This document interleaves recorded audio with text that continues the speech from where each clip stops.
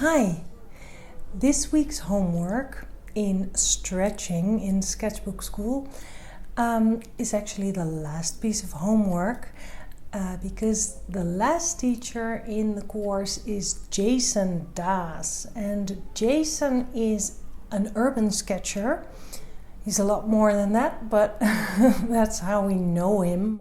In the course, he shows us how to make a sketch, how to sketch a scene, capture it, and also draw people in it because they are part of the scene. Before I started blogging years ago, I never ever heard of urban sketchers before, or urban sketching or anything like it.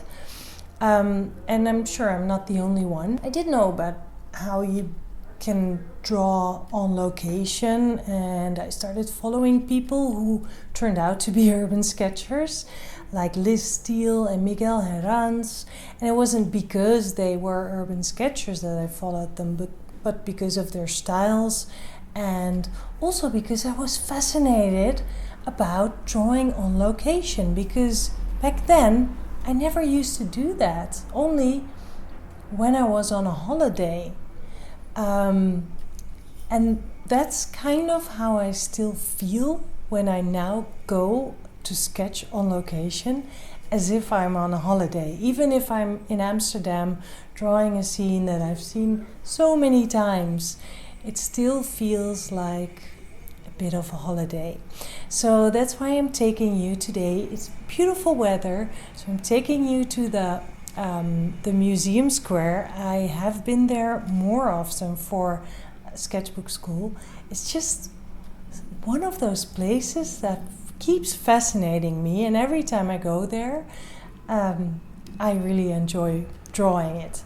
So that's where I will be taking you for my homework, and hopefully you will be doing some really cool urban sketches too. And I can't wait to see whatever is happening on the class galleries, because urban sketches can be done anywhere, and I love seeing in Sketchbook Skool all those different locations from all those different parts of the world. So looking forward to that. First, I'll make a sketch and do my homework. A scene like this could be kind of overwhelming, but I'll ignore the crowd for now and just start at a center point, drawing one of the elements of the scene that are not going to move around all the time. An urban sketch is a sketch on location. It could be any subject that you find interesting, as long as you add the context. The I Amsterdam sign already has a lot of context itself, but if I wouldn't draw the crowd around it, it would lack a story, a context, and the liveliness. The museum square in Amsterdam is a very touristic spot, and I think a lot of Amsterdammers don't like coming there, but I do. For the museums, of course, but I find this place fascinating, being such a favorite spot for a picture. Drawing the letters of this I Amsterdam sign is one thing. It's a matter of drawing the shapes, and the negative space helps to draw the slight perspective. The people, though, are moving very fast, with one benefit that at least they will sit still for a few seconds, posing for their photos or their selfies. So what I've learned to do in situations like this is just start drawing one person, and when they leave, I look at another person in kind of a similar position at the same distance. And sometimes this means that one person in my drawing actually is a combination of 2, 3, 4, maybe 5 people I observed. These people are all on a holiday. And when I'm drawing a scene like this, I love how stories unfold in my mind.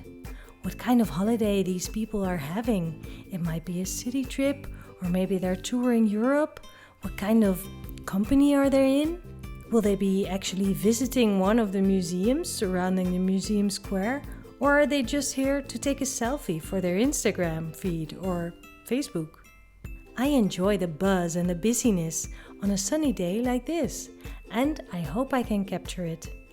I try to capture the people's gestures rather than trying to draw perfect postures and proportions. Because my goal of this drawing is to capture the scene and the vibe, I don't mind if it's a bit messy and not so accurate. I feel that I don't want to linger over things or over drawing people, just want to keep up with the pace around me. So there's no time for any perfecting or procrastinating. I kind of like that.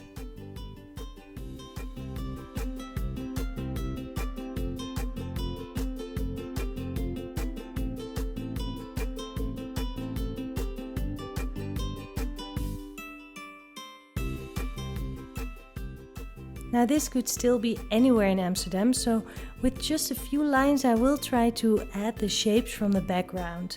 Some suggestions of the trees back there and the museum in the background.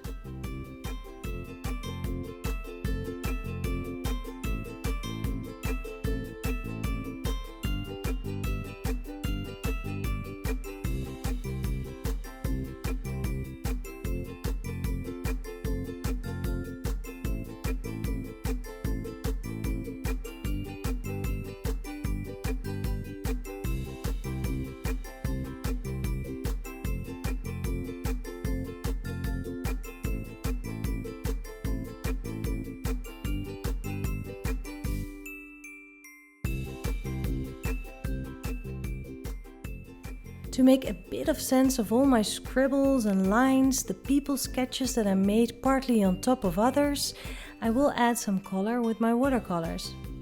That way I can differentiate shapes and emphasize on the more important ones, and add an extra dimension to the sense of depth.